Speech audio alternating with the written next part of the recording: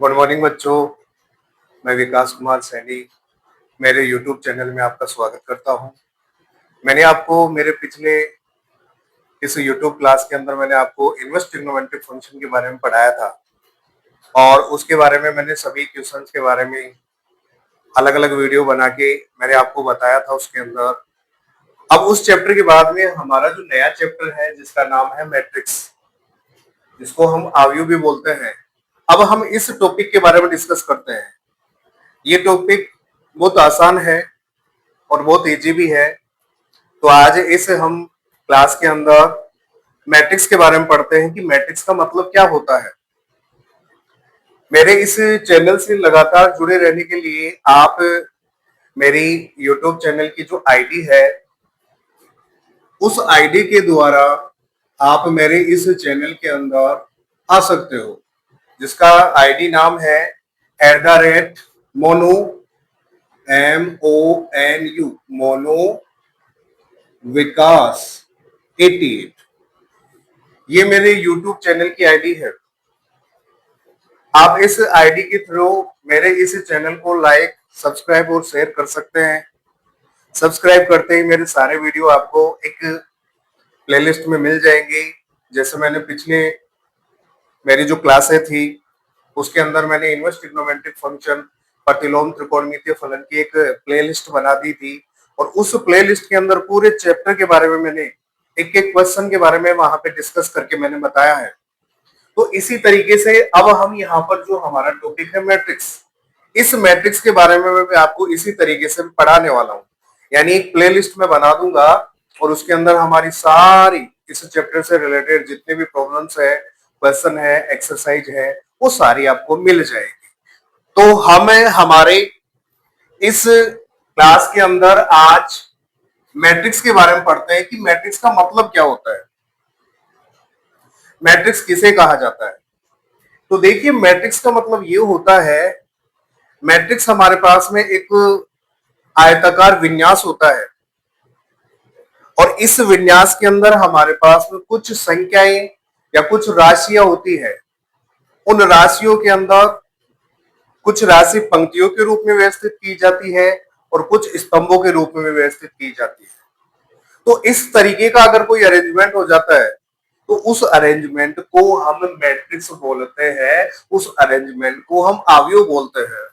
अर्थात मैं यहां पर ये बताना चाहता हूं कि हमारी देखो आव्यूह होती क्या है। देखिए, mn संख्याओं, mn संख्याओं का एक ऐसा आयताकार विन्यास, mn संख्याओं का एक ऐसा आयताकार विन्यास जिसमें संख्या m पंक्तियों को, अर्थात पंक्तियों को हम रो बोलते हैं, पंक्तियों में तथा n संख्याएं स्तंभों में। स्तंभों का मतलब होता है कॉलम। स्तंभों का मतलब क्या होता है? कॉलम। यानी हमारे पास में m पंक्तियों में तथा n संख्याएं स्तंभों में व्यक्त कर दी जाए। तो इस प्रकार की जो आपके पास में विन्यास होती है, रचना होती है, अरेंजमेंट होता है, उस अरेंजमेंट को हम मैट्रिक्स कहते हैं। यानी मैट्रिक्स के अंदर हमारे पास में कुछ mn संख्याएं होती है। उन संख्याओं के अंदर m तो हमारी रो को रिप्रेजेंट करती है और n हमारी कॉलम को रिप्रेजेंट करती है। अगर ऐसा हमारा एक रेक्टेंगल फॉर्म में एक ऐसा हमारा आयताकार अगर विन्यास मिल जाता है, उस विन्यास को मैट्रिक्स कहा जाता है। अब जो मैट्रिक्स के हमारे नाम होते हैं, उन मैट्रिक्स के नामों को हम अंग्रेजी वर्णमाला के कैपिटल अल्फाबेट से डिनोट करता है। जैसे कोई मैट्रिक्स हमारे पास में आ जाए तो हम मैट्रिक्स के नामों को लिखते हैं capital A, capital B, capital C, capital D. इस तरीके से हम कहीं भी अगर कोई मैट्रिक्स हमारे पास में आ जाएगी तो उसको हम इंग्लिश अल्फाबेट के बड़े वाले अक्षरों से हम डिनोट करेंगे, यानी बड़े अक्षरों से उसको प्रदर्शित करके लिखना है। अब हमारे पास में देखो हमने यहाँ पर ये बताया कि मैट्रिक्स कुछ mn संख्याओं का निकाय होता है, mn संख्याओं का एक अरेंजमेंट होता है। तो हम यहाँ पर मैट्रिक्स को प्रदर्शित कैसे करेंगे? तो इसके लिए एक काम करते हैं, हम कुछ संख्याएं ले लेते हैं। जैसे मान लीजिए हमने यहाँ पे कुछ संख्या मान ली 1 2 3 4 5 6, मैंने 1 से लेकर 6 तक की संख्याएं मान ली। अब इन संख्याओं को देखो मैं एक मैट्रिक्स के रूप में प्रदर्शित करता हूं। तो मैट्रिक्स के रूप में प्रदर्शित करने के लिए क्या होता है, हमें एक बड़े ब्रैकेट को काम में लिया जाता है, एक बड़ा कोष्ठक काम में लिया जाता है। यानी सबसे पहले आपको एक बड़ा कोष्ठक काम में लेना है, एक लार्ज ब्रैकेट आपको काम में लेना है। ये लार्ज ब्रैकेट आपने काम में ले लिया। फिर इस ब्रैकेट के अंदर इन नंबर्स को ऐसे अरेंज करना है, जैसे मैं अरेंज करता हूं यहाँ पे 1, फिर मैंने 2 लिखा, फिर मैंने 3 लिख दिया। अब मैं आगे चलता हूं, मैंने यहाँ पे 4 लिख दिया, 5 लिख दिया, 6 लिख दिया। यानी एक बड़े वाले ब्रैकेट के अंदर इन नंबर्स को हम इस तरीके से अगर डिनोट कर दें, इस तरीके से अगर प्रदर्शित कर देते हैं, तो इस तरीके से प्रदर्शित की हुई जो हमारे पास में विन्यास होती है, अरेंजमेंट होती है, उसी अरेंजमेंट को हम मैट्रिक्स कहते हैं। ये किसी एक मैट्रिक्स को डिनोट करती है। अब यहां पर देखो मैट्रिक्स को लिखने के अलग अलग तरीके होते हैं, इसको बहुत सारे मेथड होते हैं। जैसे मैट्रिक्स को डिनोट करने के लिए एक बड़े वाले कोष्ठक को हम काम में ले सकते हैं, इसको प्रदर्शित करने के और बहुत सारे तरीके हैं। यानी एक मैट्रिक्स को हम एक छोटे ब्रैकेट की साइज बड़ी कर देते हैं, जैसे ये छोटे वाला ब्रैकेट हो गया, इसकी साइज आपको इस तरीके से बढ़ा के लिखनी है, और इनको उठाकर आप वापस यहाँ पे लिख दो। तो मैं यहाँ पे लिखता हूं 1 2 3 4 5 6। तो अगर मैं इन एलिमेंट को यहाँ पर इस छोटे वाले ब्रैकेट में अगर लिख के इस तरीके से प्रदर्शित कर देता हूं, तो ये भी एक मैट्रिक्स को प्रदर्शित करने का तरीका होता है। यहाँ पर मैट्रिक्स को व्यक्त करने का एक तरीका और बताया गया है। यानी आपको ऐसे लिखना है, दो इस तरीके से लाइनें बनानी है आपको, और इनके बीच में इन एलिमेंट को वापस लिखना है 1 2 3 4 5 और 6। और इस लाइन के बाहर और इस लाइन के बाहर आपको एक लाइन और बना देनी है। अगर आप इस तरीके से भी डिनोट कर देते हो इन एलिमेंट्स को, तो ये भी हमारे किसी मैट्रिक्स को लिखने के तरीके होते हैं। यानी ये भी एक मैट्रिक्स को प्रदर्शित करने का तरीका है, ये भी एक मैट्रिक्स को प्रदर्शित करने का तरीका है, ये भी एक मैट्रिक्स को प्रदर्शित करने का तरीका है। तो इन तीनों तरीकों की सहायता से हम मैट्रिक्स को लिख सकते हैं। अब यहाँ पर ध्यान देने की बातें देखो ये है, सबसे पहले जब हम यहाँ पर मैट्रिक्स के एलिमेंट लिखते हैं तो दो एलिमेंट के बीच में कभी भी कोमा नहीं आएगा। जैसे आप यहाँ पे कोमा लगा दो, ये कभी भी कोमा नहीं आता है, आपको इनके बीच में कभी भी कोमा नहीं लगाना है। देखो मैंने कहीं भी नहीं लगाया, यहाँ पे देख सकते हो आप। इसी तरीके से मैं यहाँ पर ये कहूंगा कि ऐसे एलिमेंट जो आ रहे हैं इनके बीच में भी आपको कोमा नहीं लगानी है। आप देख सकते हो मैंने कहीं पर भी कोई कोमा नहीं लगाया है। फिर इसके बाद में इन दो एलिमेंट के बीच का देखो गैप देखो कितना है, इनके बीच में जितनी जगह होती है उतनी ही जगह आगे वाले एलिमेंट में होनी चाहिए। देखो इनमें जितना गैप था उतना ही गैप यहाँ होना चाहिए, इन दोनों एलिमेंट में जितने बीच में गैप है उतना ही यहाँ पर होना चाहिए। जो गैप यहाँ दिखता है वही गैप यहाँ होना चाहिए और यहाँ होना चाहिए, यानी ये गैप भी आपका बराबर होना चाहिए। अगर इस तरीके से हम किसी भी मैट्रिक्स के अंदर या किसी भी अवयव को इस तरीके से प्रदर्शित कर देते हैं तो वो मैट्रिक्स को प्रदर्शित करने का तरीका होता है।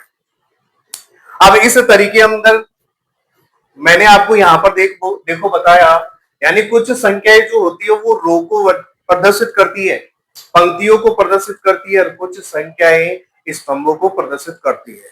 तो ये पंक्ति और स्तंभ क्या होती है इसके बारे में बात करते हैं। तो देखो हम यहाँ पर इस मैट्रिक्स को उठा लेते हैं और इसके बारे में देखते हैं इसमें कौन सी पंक्तियां होती है और कौन से स्तंभ होते हैं।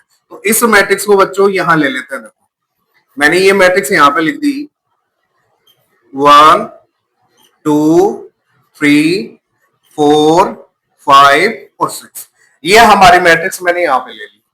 अब इस मैट्रिक्स में आप याद रखिए, जैसे आप हिंदी इंग्लिश कोई भी लैंग्वेज पढ़ते हो, भाषा पढ़ते हो, तो हिंदी को पढ़ने का तरीका ये होता है। अगर आप किसी हिंदी अंग्रेजी या फिर हम और अन्य भाषाओं की बात करते हैं तो उसको पढ़ने का तरीका ये होता है, हम इस तरीके से पढ़ते हैं। तो इस तरीके से जब पढ़ते हैं तो इस एक लाइन के ऊपर जो अवयव इस तरीके से हमारे पास में आ जाए, एक ही लाइन के ऊपर जो अवयव हमारे पास में आते हैं, उन अवयवों से बनने वाली जो रचना होती है ना, उस रचना को कहा जाता है पंक्ति। उस रचना को क्या कहा जाता है? पंक्ति। यानी अगर मैंने यहां पर ये बना दिया कि ये लाइन है, इसके ऊपर ये अवयव आ गए हमारे पास, तो बच्चों ये पंक्ति कहलाएगी। ये क्या कहलाएगी? पंक्ति। तो हमारे पास में अगर हम यहां पर देखते हैं तो देखो आप यहां पर देख सकते हो, ये हमारे पास में एक पंक्ति है, इसको हम पंक्ति का नाम देंगे। क्या नाम देंगे? पंक्ति। तो दूसरी पंक्ति हमारी ये बन सकती है, फिर दूसरी पंक्ति हमारी क्या बन सकती है? ये बन सकती है। पंक्ति को अंग्रेजी में रो कहा जाता है। पंक्ति को अंग्रेजी में क्या कहा जाता है? रो। तो हम इसको बोल सकते हैं आर, और ये हमारे पास में प्रथम पंक्ति है तो हम इसको कहेंगे रो फर्स्ट। ये हमारे पास में सेकंड पंक्ति है तो हम इसको कहेंगे रो सेकंड। इसको क्या कहेंगे? Row second. तो आप इसको R2 लिख सकते हो।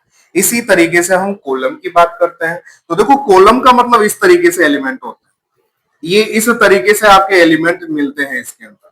ये एलिमेंट देखो, ये एलिमेंट हमारे कॉलम को रिप्रेजेंट करते हैं, स्तंभों को। इनको कहा जाता है स्तंभ। इनको कहा जाता है स्तंभ। इनको क्या कहा जाता है बच्चों? इनको कहा जाता है स्तंभ। यानी इस तरीके से ये जो आपको एलिमेंट दिखाई दे रहे हैं, ये एलिमेंट, ये हमारे स्तंभ कहलाते हैं। क्या कहलाते हैं? स्तंभ। तो ये हमारा स्तंभ है और ये भी हमारा स्तंभ है। तो हमारी इस मैट्रिक्स की अगर हम बात करते हैं तो यहाँ पे 3 स्तंभ हो गए। और स्तंभों को मैंने क्या बताया था इंग्लिश के अंदर? स्तंभों को मैंने बताया था कॉलम। स्तंभों को मैंने क्या बताया था? कॉलम। तो हमारे पास में इसको हम कहेंगे फर्स्ट कॉलम। मैं इसको बोल सकता हूं C1। ये हो गया हमारा सेकंड कॉलम। ये क्या हो गया? Second column. और ये क्या हो जाएगा? हमारा थर्ड कॉलम।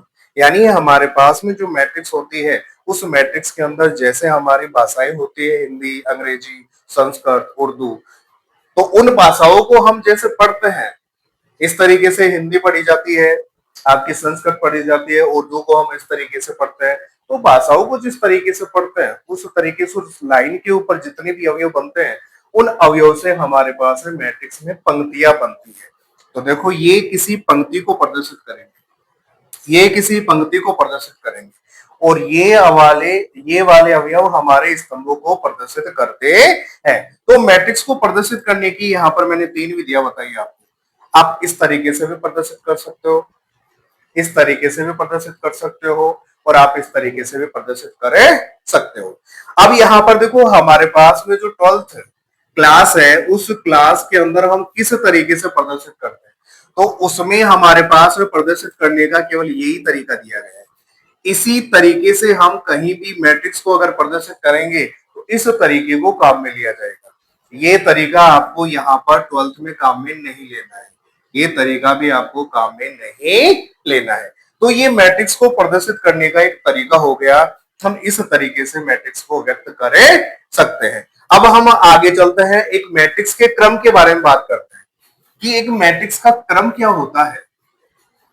यानी हमारे पास में मैट्रिक्स की पंक्तियों और स्तंभों का हमें पता लग जाता है, तो उसके बाद में एक मैट्रिक्स को प्रदर्शित करने के बाद में उसके क्रम की बात आती है।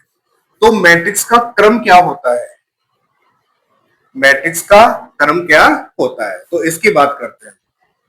मैट्रिक्स का क्रम, मैट्रिक्स का क्रम, order of a matrix, यानी हमारे पास में एक मैट्रिक्स का ऑर्डर क्या होता है, एक मैट्रिक्स का क्रम क्या होता है। तो हम एक मैट्रिक्स के ऑर्डर की बात करते हैं। तो सबसे पहले मैंने आपको यहाँ पर ये बताया कि मैट्रिक्स को प्रदर्शित करने के लिए हम अंग्रेजी वर्णमाला के बड़े अक्षरों को काम में लेते हैं। अंग्रेजी वर्णमाला के कौन से अक्षरों को काम में लिया जाता है, बड़े अक्षरों को काम में लिया जाता है। तो हम यहाँ पर एक एग्जाम्पल मान के बताते हैं। मान लीजिए कि हमारे पास में कोई मैट्रिक्स ए है, कोई मैट्रिक्स क्या है, ए मैट्रिक्स है। तो इस मैट्रिक्स के क्रम को प्रदर्शित करने के लिए इसके व्यापक रूप की बात की जाती है, इसकी जनरल फॉर्म की बात की जाती है। तो देखो यहाँ पर मैट्रिक्स हमारी जो है इसकी जनरल फॉर्म देखो कैसे लिखी जाती है, आप गौर से देखिएगा।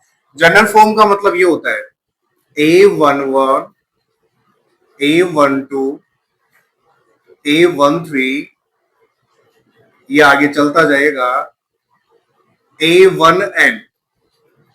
मैंने लिखा A11, A12, A13, फिर आगे A14, A15 dot dot A1n। ये यहां पर हमारी मैट्रिक्स बंद हो गई, ये हमारी मैट्रिक्स बंद हो गई।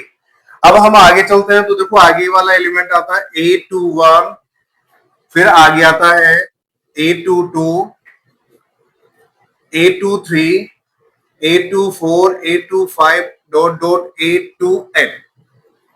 फिर हम आगे चलते हैं थर्ड वाली पंक्ति के अंदर A31, A32, A33, A34, A35, A3n। फिर और आगे अगर हम बढ़ते हैं तो देखो ये हमारे पास में आएगा A41, A42, A43, ये चलता जाएगा A4n। अब आगे इस तरीके से ये भी बढ़ता जाएगा। और यहाँ पे आगे वाला एलिमेंट देखो, मैं देखता हूं यहाँ पर, एक बार देखिए। देखो यहाँ पे मैंने लिखा 1 1 1 2 1 3 डॉट डॉट, ये चलता जाएगा। लास्ट में मैंने लिखा 1n। यानी मैंने क्या किया, यहाँ पे जो फर्स्ट वाला ये जो एक नंबर है, एक संख्या है, मैंने इस संख्या को फिक्स किया, आप देख सकते हो आप। और ये जो सेकंड वाली संख्या आपको दिखाई दे रही है ना, ये नंबर, इसको मैंने बढ़ाया एक तरीके से, 1, फिर 2, फिर 3, 4, 5 डॉट डॉट n तक चली गई। इसी तरीके से देखो मैं सेकंड वाले के अंदर देखता हूं, यहाँ पे मैंने 2 को फिक्स कर दिया। जैसे यहाँ पे देखो 1 फिक्स था, 1 1 1, तो यहाँ पे 2 फिक्स कर दिया, 2 2 2 डॉट डॉट करते हुए 2 तक चले जाओ। फिर मैंने 3 को फिक्स किया, 3 3 3 डॉट डॉट 3। इसी तरीके से ये बढ़ता जा रहा है।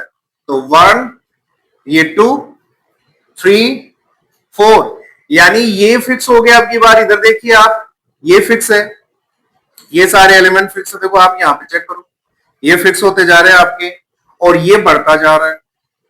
तो इस तरीके से ये 1 2 3 4, तो फिर आगे 5 आएगा, 6 7 8, तो इस तरीके से बढ़ता हुआ जाएगा। तो मैंने यहाँ पर इस बढ़ते हुए मान को लास्ट में m कह दिया, am, और इस 1 को फिक्स कर दिया। आप देख सकते हो, देखो 1 फिक्स है, हर जगह आपका फिक्स है। फिर इस तरीके से ये आगे चला। अब यहाँ पे आगे देखते हैं तो देखो 1 2 3 4, तो ये तो बढ़ता हुआ जा रहा है, m पे जाके रुक गया, लेकिन आपका 2 फिक्स है यहाँ पर, आप देख सकते हो। तो मैंने 2 को फिक्स कर दिया। फिर इसमें देखिएगा आप, ये बढ़ता जा रहा है, देखो 4 5 6 7, तो मैंने कह दिया am, और ये आपका 3 फिक्स हो गया, ये आपका 3 फिक्स हो गया। अब ये एलिमेंट आगे बढ़ता जा रहा, देखो ये एलिमेंट जैसे आगे बढ़ेगा, जैसे आगे बढ़ेगा, तो देखो फर्स्ट वाला तो क्या है यहाँ पर एलिमेंट हमारा, फर्स्ट वाला यहाँ पे देखो डिजिट मैंने क्या बना रखा है, m, तो फर्स्ट वाला तो मेरा m हो गया। देखो ये क्या है, m m m m। अब देखो 1 2 3, ये बढ़ता जा रहा है, कहां जाके रुक रहा है, आप देख सकते हो। ये एलिमेंट क्या है आपका, n n n n, तो ये एलिमेंट आपका क्या हो जाएगा, n हो जाएगा।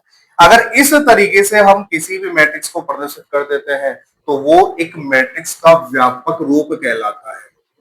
क्या कहलाता है आपका, व्यापक रूप। उसको कहा जाता है बेटा जनरल फॉर्म, उसको क्या कहा जाता है? General form. ये हमारी किसी मैट्रिक्स का एक व्यापक रूप होता है जिसे जनरल रूप कहा जाता है। अब इस मैट्रिक्स के अंदर देखो, इस मैट्रिक्स के अंदर हमने यहां पर बात की थी कि मैट्रिक्स का ऑर्डर क्या होता है, मैट्रिक्स का क्रम क्या होता है। तो मैट्रिक्स का जो क्रम लिखा जाता है उस क्रम को लिखने के लिए यहां पर हमें लिखना पड़ता है। यानी इस मैट्रिक्स में आप देख लो कितनी पंक्तियां है, आपकी कितनी पंक्ति है। आप पंक्तियों को चेक करो, आप पंक्तियों को चेक करो। तो देखो अगर हम पंक्तियों को चेक करते हैं तो देखो एक पंक्ति, दो, तीन, चार, पांच, पांच हो गई। अगर आप देखोगे पांच नहीं हुई, आप देखिए ध्यान से, एक, दो, तीन, चार, चार तक तो यहां हो गई। चार के बाद मैंने डॉट डॉट किया, आगे बढ़ता जा रहा है, बढ़ता जा रहा है, फिर यहां पर मैंने एम कह दिया। तो हमारी इस मैट्रिक्स के अंदर एम पंक्तियां है। हमारी इस मैट्रिक्स में क्या है? एम पंक्तियां। यानी मैं यहां पर लिखता हूं, अगर हमें कोई यहां पे पूछे कि हमारी इस मैट्रिक्स में कितनी पंक्तियां है, तो आप जवाब दोगे एम पंक्तियां है। अब स्तंभों की बात करते हैं, तो स्तंभ इस तरीके से गिने जाते हैं। तो देखो एक, दो, तीन, फिर डॉट डॉट आता जा रहा है यहाँ पे देखो, और अंतिम यहाँ पर कहा जा रहा है हमारा एन। यानी हमारे स्तंभों की संख्या कितनी हो गई? यहाँ पर स्तंभों की संख्या कितनी हो गई? एन। यानी हमारे रो के लिए तो कितना मान आया? एम। और कॉलम के लिए कितना मान आया? एन। तो हमारी पंक्तियों की संख्या एम हो गई और स्तंभों की संख्या एन हो गई। अगर हम पंक्तियों और स्तंभों की संख्या को आपस में गुणा के रूप में लिखते हैं, यानी पंक्तियों और स्तंभों की संख्या को हम अगर गुणा के रूप में लिख देते हैं, तो गुणा के रूप में लिखते ही जो हमारे पास में रूप मिलता है उसी को कहा जाता है मैट्रिक्स का क्रम। ये हमारी मैट्रिक्स का क्रम कहलाता है। ये हमारी मैट्रिक्स का क्या कहलाएगा? क्रम। इसी को मैट्रिक्स का क्रम कहा जाता है, इसी को मैट्रिक्स का क्रम कहा जाता है। मैट्रिक्स का जो क्रम आया है उस मैट्रिक्स को क्रम को यहां लिखा जाता है। यानी आपको मैट्रिक्स का क्रम इस तरीके से लिखना है, m इंटू n। यानी ये जो हमारी मैट्रिक्स लिखी हुई है इसका जो लास्ट वाला कॉर्नर होता है, ये वाला कॉर्नर, इस कोने के बिल्कुल पास में आपको इस तरीके से लिखना है m गुणा n। m इंटू n, इसका मतलब होता है मैट्रिक्स का ऑर्डर, इसका मतलब होता है मैट्रिक्स का क्रम। इसी को मैट्रिक्स की कोटि भी कहा जाता है।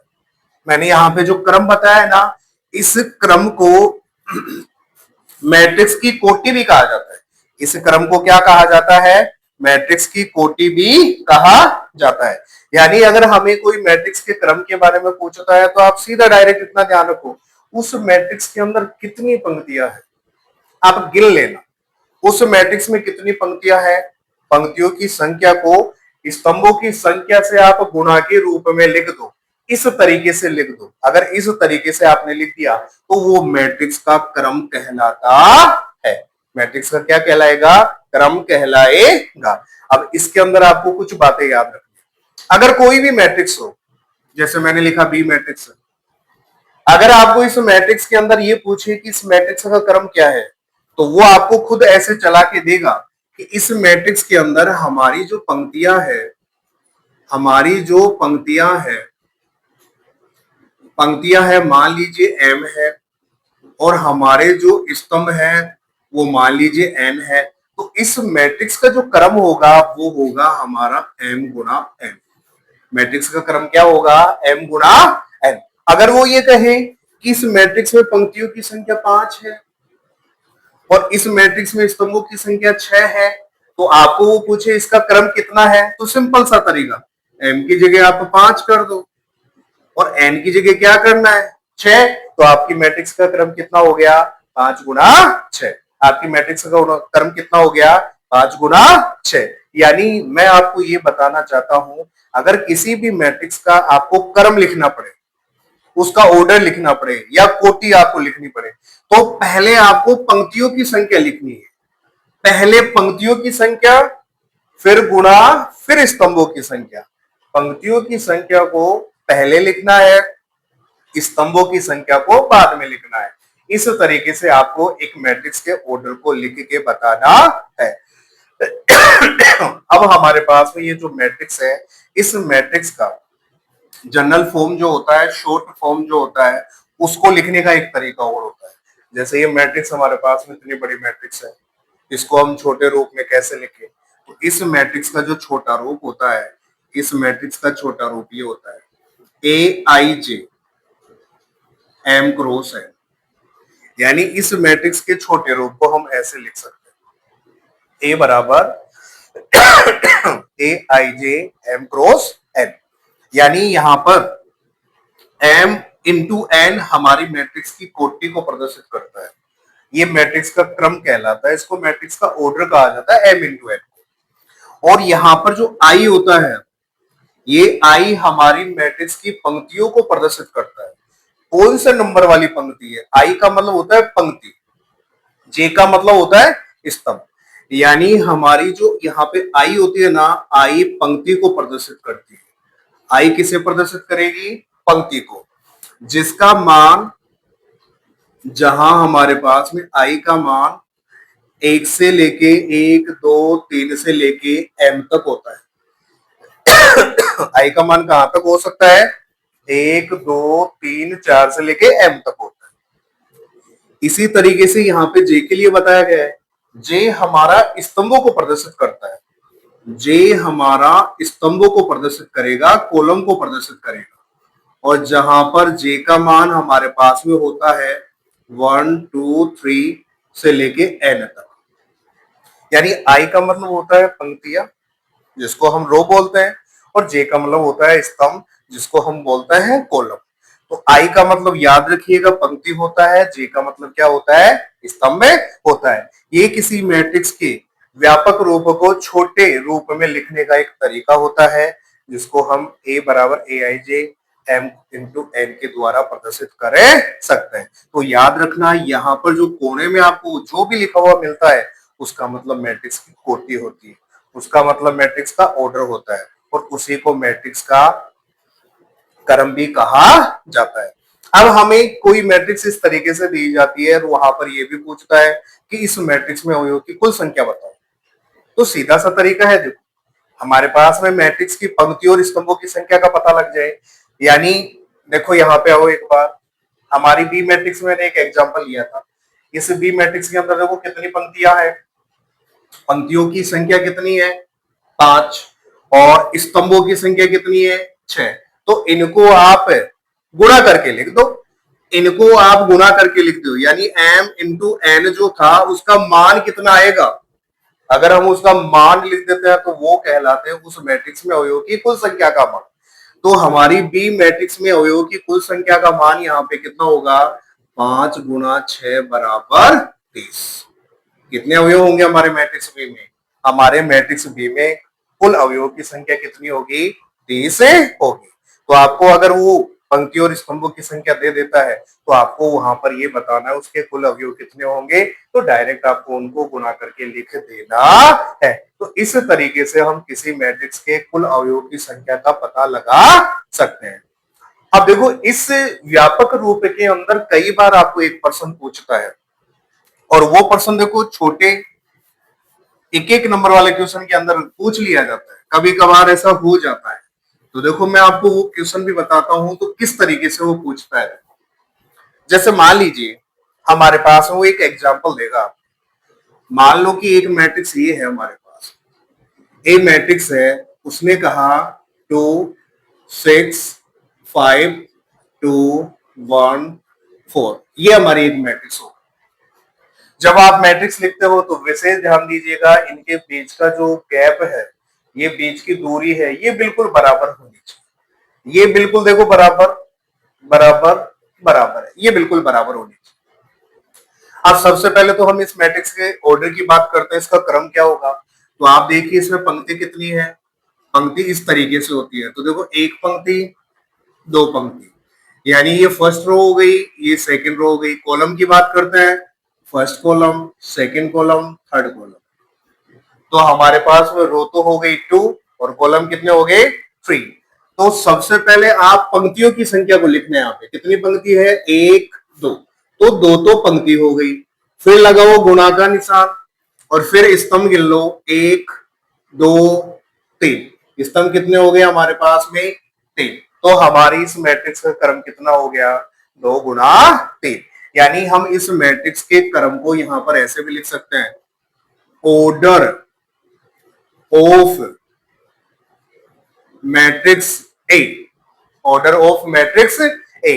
तो इसको शॉर्ट फॉर्म में लिखते हैं ओ का मतलब ऑर्डर ही होता है। Order of A is equal to कितना हो जाएगा हमारा? 2 इंटू 6 से हो जाएगा। अब यहां पर देखो, मैंने आपको क्या बताया कि इसमें एक छोटे नंबर का क्वेश्चन आता है। वो क्या आता है?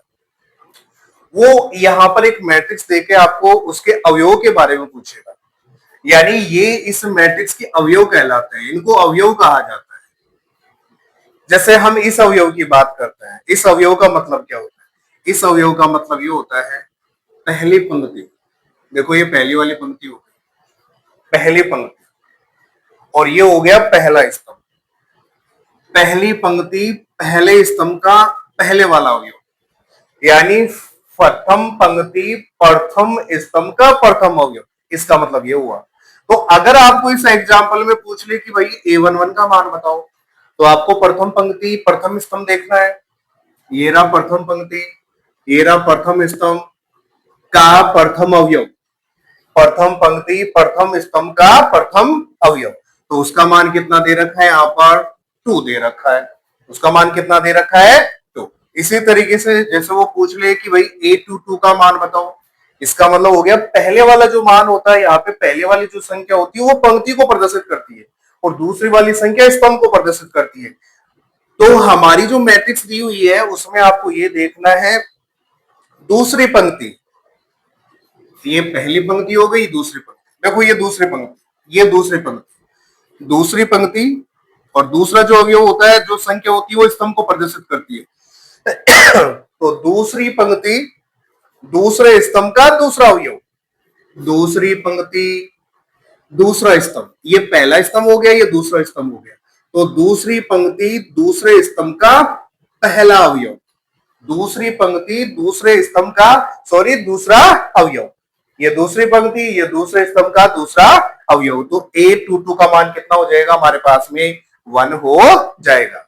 वो आपसे पूछ सकता है जैसे a23 का मान बताइए, तो इसका मतलब हो गया 2, पहले 2 आ रहा है तो दूसरी पंक्ति, फिर इसके बाद में स्तंभ आता है तो तीसरा स्तंभ, दूसरी पंक्ति तीसरे स्तंभ, ये रही दूसरी पंक्ति, ये रहा तीसरा स्तंभ।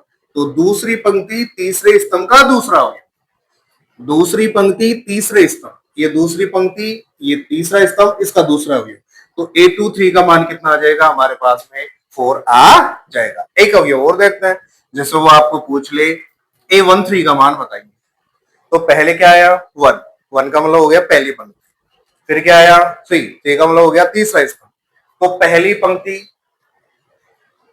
तीसरा स्तंभ, तीसरा स्तंभ ये हो गया, ये तो पहली पंक्ति और ये 1 2 3 ये तीसरा स्तंभ। तो पहली पंक्ति तीसरे स्तंभ का पहला अवयव, तो इसका मान कितना हो जाएगा हमारे पास में?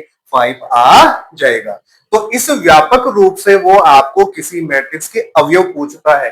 ये मैट्रिक्स के अवयव कहलाते हैं। ये मैट्रिक्स के क्या कहलाते हैं? अवयव कहलाते हैं। तो वो आपको अवयव की जानकारी देगा, इस तरीके से ये जानकारी देगा और इनका मान पूछेगा। तो इस व्यापक रूप की सहायता से हम किसी भी प्रकार के मैट्रिक्स के अवयव की क्या मान आएगी, उस मान को आसानी से हम यहाँ पर बता सकते हैं। अब हम यहाँ पर थोड़ा सा आगे चलते हैं, यानी हमारे पास में जो मैट्रिक्स का क्रम आ जाता है, मैट्रिक्स के अवयवों के बारे में हमें पता लगाना आ जाता है, तो फिर वो आपसे पूछता है किसी मैट्रिक्स के कुल संभावित क्रम क्या हो सकते हैं, मतलब कितने क्रम की मैट्रिक्स से बन सकती है, कितने उसके ऑर्डर हो सकते हैं। तो चलो उसकी बात करते हैं। हमारे पास में अगर कोई एक मैट्रिक्स दी जाए, उस मैट्रिक्स के अंदर आपको वो कुल अवयवों की संख्या देगा, यानी हमारी मैट्रिक्स के अंदर टोटल अवयव बताएगा और टोटल अवयवों की संख्या बता के वो आपको उस मैट्रिक्स के क्रम पूछेगा कि संभावित क्रम की मैट्रिक्स से बताइए, यानी टोटल कितनी मैट्रिक्स बन सकती है। जैसे देखो यहाँ पे मैं कहना चाहता हूं, एक हमारे पास मैट्रिक्स ए है, मैंने कहा मैट्रिक्स ए में अवयवों की कुल संख्या 12 है। एक मैट्रिक्स में कुल अवयवों की संख्या कितनी है? 12। तो वो आपसे पूछेगा इसके संभावित क्रम। तो इसकी संभावित क्रम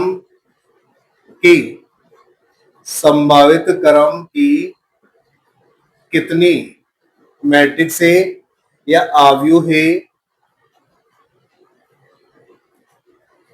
होगी, कितनी एक अवयव है इसकी हो सकती है। तो देखो सिंपल सा तरीका है, आपको जो अवयव की संख्या दी जाती है ना, उस अवयव की संख्या के गुणनखंड करने हैं, उस अवयव की संख्या के गुणनखंड करने, उसके फैक्टर करने। यानी हमारी मैट्रिक्स ए के अंदर अवयव की संख्या कितनी थी? 12। इसके आप टुकड़े कर दो, इसके आपको गुणनखंड करने हैं। तो 12 के अगर हम गुणनखंड करते हैं तो देखो क्या बन सकता है, 1 गुना 12। बोलो आप 1 को 12 से गुना कर लो, 1 को 12 से गुना करेंगे तो 12 ही आता है। तो ये हमारे पास में कोई एक मैट्रिक्स बन सकती है जिसका क्रम है 1 गुना 12। यानी इस मैट्रिक्स, इस क्रम वाली मैट्रिक्स में एक तो आपकी पंक्ति हो गई, यानी ये तो हमारे पास में पंक्ति हो गई, और ये हमारे पास में स्तंभ हो जाएंगे। ये हमारे पास में क्या हो जाएंगे? स्तंभ।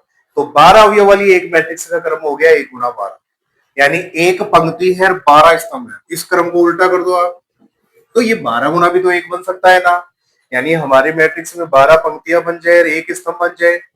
अब इसी तरीके से हम और गुणनखंड कर सकते हैं 12 के। तो देखो क्या होता है, 2 गुना 6, आपको 2 को 6 से गुना करना है तो 12 आता है। यानी इस मैट्रिक्स के अंदर अगर हम बात करेंगे तो 2 तो हो गई पंक्ति, 6 हो गए स्तंभ। तो एक संभावित क्रम आपका ये बन सकता है, इस क्रम की भी मैट्रिक्स बन सकती है। अगला हम यहाँ पे देखेंगे तो अगला हो सकता है 6 गुना 2, यानी मैट्रिक्स में 6 पंक्तियां और 2 स्तंभ। इसी तरीके से और बात करेंगे तो एक मैट्रिक्स बन सकती है 3 गुना 4, यानी 3 पंक्ति बन सकती है 4 स्तंभ। और अगर और हम बनाने की कोशिश करें उससे तो 4 गुना 3 भी हमारी बन सकती है। यानी इस मैट्रिक्स में 4 पंक्तियां हो गई और 3 कितने हो गए? स्तंभ हो गए। तो हमारे जो मैट्रिक्स के अंदर 12 अवयव थे उनके कुल संभावित गुणनखंड, कुल संभावित फैक्टर हमारे ये बन सकते। तो इस क्रम की हमारे पास में कितनी मैट्रिक्स उपलब्ध हो गई? यहाँ पर 1 2 3 4 5 6। तो 12 अवयव की संभावित मैट्रिक्सों की संख्या कितनी होगी? हमारे पास में 6 मैट्रिक्स होगी। यहाँ पर विशेष ध्यान देने की बात एक ये भी होती है, हमारी जो मैट्रिक्स होती है उसके अंदर पंक्तियों और स्तंभों की संख्या सदैव एक धनात्मक पूर्णांक को प्रदर्शित करती है। कभी आप यहाँ पर एक वास्तविक संख्या मत बना देना, कभी पॉइंटों में मत बना देना। पंक्ति और स्तंभ सदैव धनात्मक पूर्णांक को प्रदर्शित करती है। अब हम यहाँ पर और दूसरी मैट्रिक्स की बात करें, जैसे मान लो बी मैट्रिक्स है। मैंने कहे कि इस बी मैट्रिक्स में जो अवयव है, इस बी मैट्रिक्स के मैंने अवयव बता दिए। मान लो कि इसके अंदर अवयव की कुल संख्या कितनी है? 5 है। मैट्रिक्स बी में अवयव कितने हैं? 5। तो पूछेगा बी के कुल संभावित क्रम की मैट्रिक्स बनाइए। तो आपको इस 5 के गुणनखंड करने हैं, तो 5 के अगर गुणनखंड करोगे तो क्या होगा? या तो 1 गुना 5, और दूसरा गुणनखंड क्या बन सकता है? 5 गुना 1। इसके अलावा आपके पास 5 के और कोई गुणनखंड नहीं बन सकते। तो इसका मतलब ये हो गया मैट्रिक्स बी जिसमें अवयव 5 थे उसके कुल संभावित क्रम की कितनी मैट्रिक्स बन सकती है? केवल 2 मैट्रिक्स बन सकती है। एक मैट्रिक्स हम और ले लेते हैं, मान लो डी मैट्रिक्स है और उसके अंदर जो अवयव की संख्या है वो मैं मान लेता हूं 18 है। अवयव की संख्या कितनी मैंने मान ली? 18। ये लो अवयव की संख्या मैंने लिख दी 18। तो वो आपसे पूछेगा इसके संभावित क्रम के अवयव लिखिए। तो आपको इस 18 के गुणनखंड करने हैं, फैक्टर करने हैं। तो आप फैक्टर करोगे तो क्या बनेगा? 1 इंटू 18, 18 इंटू 1, 2 इंटू 9, 9 इंटू 2, एक बन सकता है 3 इंटू 6, एक बन सकता है 6 इंटू 3। यानी 1 गुना 18, 18 गुना 1, 2 गुना 9, 9 गुना 2, 3 गुना 6 और 6 गुना 3, यानी 18 अवयव वाली मैट्रिक्स के हमारे ये संभावित क्रम बन सकते हैं। इन क्रम की हमारी मैट्रिक्स यहाँ पे उपस्थित हो सकती है, बन सकती है। ये इस मैट्रिक्स के कुल संभावित क्रमों के मान हो गए हमारे पास। तो वो आपको एक मैट्रिक्स के अंदर अवयवों की कुल संख्या देगा और पूछेगा इसके कुल संभावित क्रम है लिखिए। तो इस तरीके से आपको देखो उसका क्रम बता के आना है। चलो अब हम थोड़ा आगे चलते हैं। अब हमें किसी मैट्रिक्स के संभावित क्रम निकालना आ गया, तो वो अब यहां पर देखो आपसे क्या पूछता है। अब वो यहां पर आपसे ये पूछता है कि अगर मैट्रिक्सों के संभावित क्रम आपके पास में दे दिए जाए या किसी मैट्रिक्स का आपको क्रम का बता दिया जाए कि इसका क्रम इतना है, तो आपको ये कहेगा कि इस क्रम की कोई मैट्रिक्स ज्ञात कीजिए जिसका व्यापक अवयव आपको यहाँ पे दिया जाए। तो देखो एक एग्जाम्पल यहाँ पे कई बार पूछा गया है, जो बोर्ड एग्जाम के अंदर अक्सर आते भी रहते हैं। देखो ये एग्जाम्पल है, यदि a बराबर aij, गौर करना, यदि a बराबर aij, यदि a बराबर aij 3 गुना 4 क्रम की कोई अवयव है जहां aij का आपको वो चला के मान देता है, कोई मान होगा वहां पर। aij का मान है 1/2 2i माइनस जे, 2i माइनस जे, जहां aij का मान कितना है 1/2 2i माइनस जे, तब अवयव है a ज्ञात कीजिए, अवयव a ज्ञात कीजिए। यानी मैट्रिक्स ए का क्रम हमारे पास में 3 गुना 4 है और जहां पर aij का मान आपके पास ये होगा तो वो आपको कहेगा अवयव a ज्ञात कीजिए। तो ये हमारे इस चैप्टर के अंदर बड़ा क्वेश्चन बन के आ जाता है कई बार। तो हम इस क्वेश्चन को देखते हैं। देखो यहाँ हम इसका यहाँ पे आंसर देखते हैं सबसे पहले। तो देखिए हमारे पास में सबसे पहले मैट्रिक्स ए का क्रम कितना है। मैट्रिक्स ए का क्रम दे रखा है यहाँ पे 3 गुना 4, यानी हमारे मैट्रिक्स में कितनी पंक्तियां हैं। जो 1 नंबर पे मान आता है वो पंक्ति होता है और 2 नंबर पे जो मान आएगा वो क्या होगा, स्तंभ। यानी हमारी मैट्रिक्स ए में 3 तो पंक्ति है और स्तंभ कितने हैं, 4। तो मैंने आपको बताया था पंक्तियों की संख्या इस तरीके से बनाई जाती है। ये पंक्ति को प्रदर्शित करती है ऐसी एक रेखा। तो कितनी पंक्ति है, 3। तो आप 3 लाइनें बना दो, 3 लाइनें बना दी। ये हमारे पंक्तियों को प्रदर्शित करते हैं। ये जो लाइनें है ना हमारी पंक्तियों को प्रदर्शित करती है। अब स्तंभ कितने दे रखे हैं, 4। तो मैंने कहा था स्तंभ कुछ इस तरीके से आते हैं, इस तरीके से। तो आप इसको यहाँ पे काट दो। कितने स्तंभ है, 4। तो एक स्तंभ ये हमारे यहाँ पर अवयव आते हैं। ये दूसरा स्तंभ हो गया, यहां पर अवयव आएंगे हमारे। ये तीसरा स्तंभ हो गया, ये अवयव आएंगे हमारे। और ये चौथा स्तंभ हो गया, यहां पर हमारे पास में क्या आएंगे, अवयव। यानी हमारी जो मैट्रिक्स का क्रम है यहाँ पे कितना दे रखा है, 3 गुना 4। तो इस तरीके से हमें एक मैट्रिक्स यहाँ पे ज्ञात करनी है जिसका क्रम कितना दे रखा है, 3 गुना 4। तो एक 3 गुना 4 क्रम की मैट्रिक्स हम यहाँ पे मान लेते हैं। माना हमारी जो मैट्रिक्स ए है उसका क्रम कितना है, 3 गुना 4। तो 3 गुना 4 क्रम की मैट्रिक्स को लिखने का तरीका, इस अवयव को देखो, अगर आपको याद है मैंने आपको क्रम में पहले भी बताया था, ये पहली पंक्ति है, ये पहला स्तंभ है, पहली पंक्ति पहला स्तंभ, इसका ये अवयव होगा A1। अगर आपको याद है व्यापक रूप मैंने अभी लिख के बताया था इस तरीके से, ये पहली पंक्ति ये पहले स्तंभ का पहला अवयव। तो हम यहां पर इसको लिखेंगे A11, ये हो जाएगा A12, A12। आगे वाला हो जाएगा A13, ये हो गया A14। अब आगे एलिमेंट नहीं है तो मैट्रिक्स को बंद कर दो, ये लो। अब आगे दूसरी पंक्ति आ गई, तो देखो ये पहली पंक्ति है, यहाँ पर 1 एक एक, ये पहली। अब दूसरी पंक्ति 821, 822, 823, 824, ये दूसरी पंक्ति कंप्लीट हो गई। ये तीसरी, तो तीसरी पंक्ति बन गई A31, 32, A33, A34, A34, ये हमारी मैट्रिक्स हो गई कंप्लीट। यहां पर आपको मैट्रिक्स का क्रम लिखना है, तो मैट्रिक्स का क्रम कितना था? 3 गुणा 4। मैट्रिक्स का क्रम कितना था? 3 गुणा 4। अब हम यहां पर मैट्रिक्स के इन अवयवों का मान निकालते हैं कि A11 का मान क्या निकालेंगे। देखो यहां पर AIJ का मान क्या था, हम यहां पे लिख देते हैं, यहां AIJ बराबर 1/2 2I माइनस जे, ये आपको मान दे रखा है। अब यहां पर देखो हमें I और J के मान रखने हैं, तो A11 का मान निकालने के लिए देखो I बराबर हमें 1 रखना है, J बराबर भी हमें 1 रखना है। तो देखो हम यहां पर निकालते हैं A11 का मान। अब I की जगह आप 1 करो, J की जगह भी 1 रखो, तो 1/2 2। I की जगह देखो मैंने क्या लिखा? 1, तो आप यहां पर I की जगह 1 लिख दो। I की जगह मैंने क्या लिख दिया? 1 लिख दिया। ये लो मैंने 1 लिख दिया। और J, ये देखो 2 नंबर पे J आ रहा है, तो 2 नंबर वाले की जगह भी क्या लिखा है? 1, तो J का मान भी आपको क्या करना है? 1।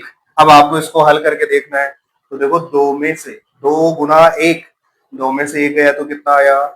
1, और नीचे कितना है? 2, तो A11 का मान कितना आया? 1/2। इसी तरीके से हम बात करें A12, A12 मतलब I का मान तो आपको 1 रखना है।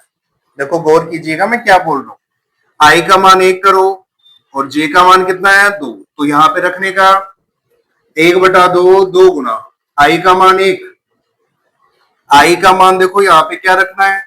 देखो यहाँ पर I, ये I है आपका, I का मान कितना है? 1, तो आपको यहाँ पे रखना है 1, रख दिया।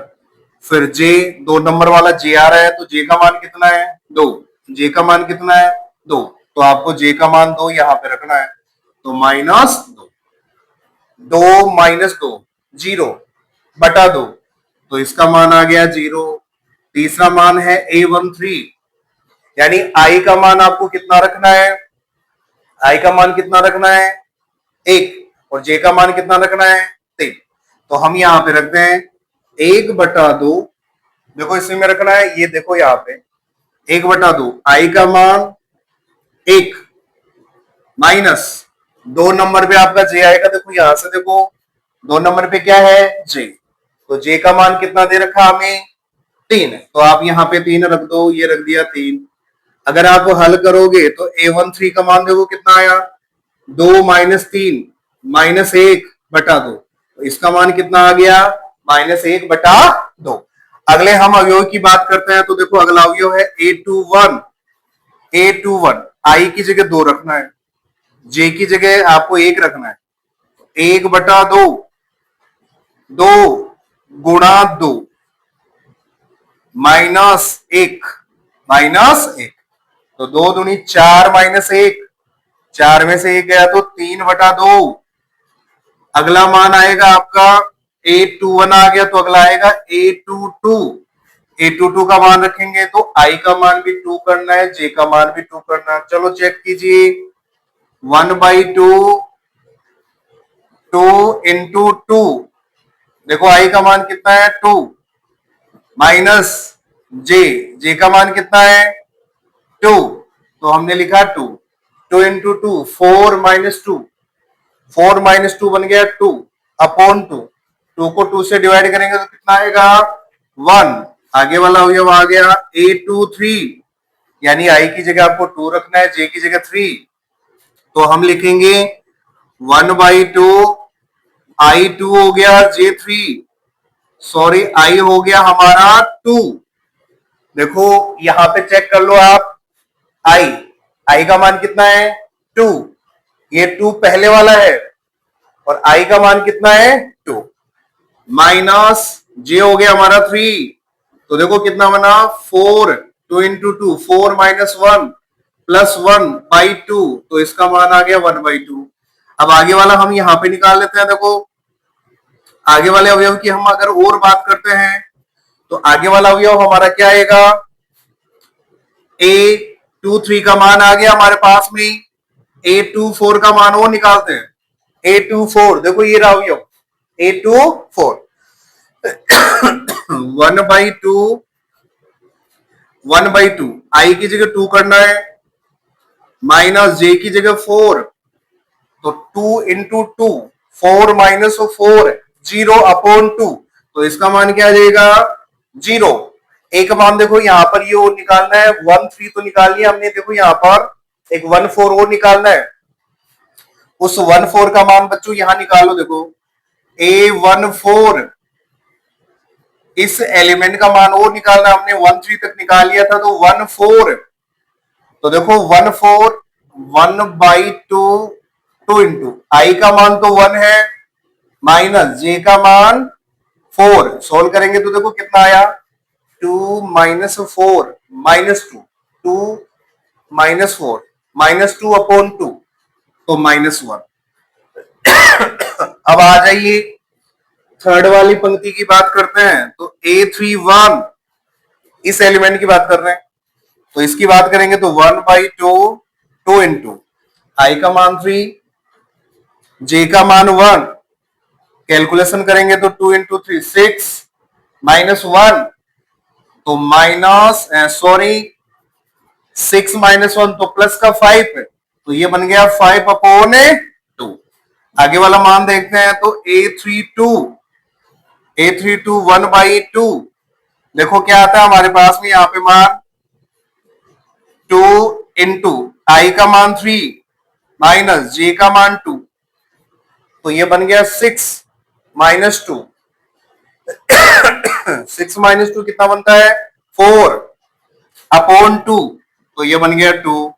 नेक्स्ट A33 तो 1/2, 2 आई का मान 3 और जे का मान भी 3, ये बन गया 2 इंटू 3 6 -3, 6 -3 कितना बनता है 3, तो ये बन गया हमारे पास में 3/2। एक मान और चाहिए हमें, वो है हमारा 3 4, चलो 3 4 1/2, 2 इंटू आई का मान 3 माइनस जे का मान 4, कैलकुलेशन करेंगे तो 2 इंटू 3 6 -4 2, इनका डिफरेंस 2 बना अपॉन 2, 2/2 कितना होता है 1, तो इसका मान कितना आ गया 1 आ गया। अब ये सारे मान उठा के हम यहाँ पे लिख देते हैं, तो देखो यहाँ पे लास्ट में हमारे पास में क्या आता है अबेस्ट अवयव ए, हम यहाँ पे ए का मान लिखते हैं, A11 की वैल्यू चेक करो कितनी थी 1/2, ये देखते जाओ आप, A12 देखो कितना था 0, A13 माइनस 1/2, 1/4 -1, कर दो मैट्रिक्स बंद, कर दो मैट्रिक्स बंद। फिर A21 का मान देखो कितना है 3/2,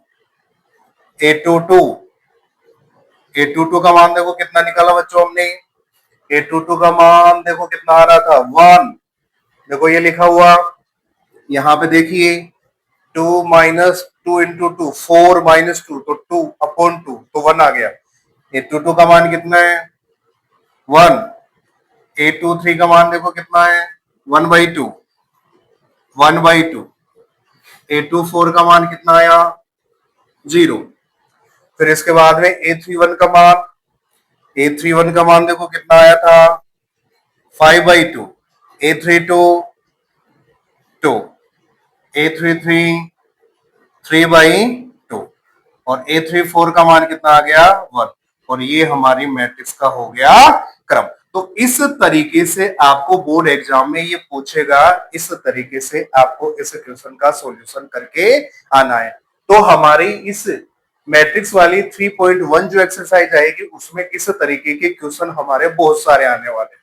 तो आप इस क्वेश्चन का एक स्क्रीनशॉट ले लो, ताकि हम आगे जब एक्सरसाइज की बात करेंगे तो उसमें आसानी से इसको हम समझ पाएंगे। फटाफट नोट कर लीजिए।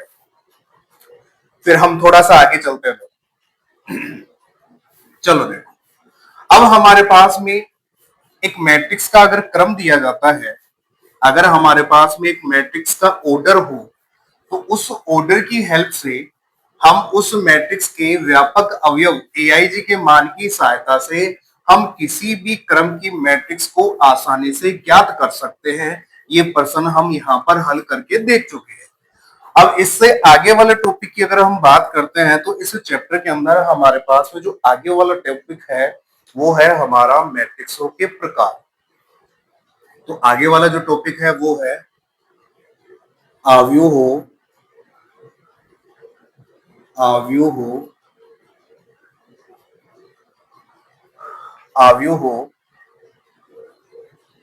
के प्रकार। अब हम आगे बात करते हैं हमारी मैट्रिक्स से कितने टाइप की होती है, टाइप्स ऑफ मैट्रिक्स की हम बात करते हैं। तो देखो, सबसे पहला जो टाइप्स है हमारे मैट्रिक्स का, वो सबसे पहला टाइप है पंक्ति आव्यूह है, जिसको हम बोलते हैं रो मैट्रिक्स।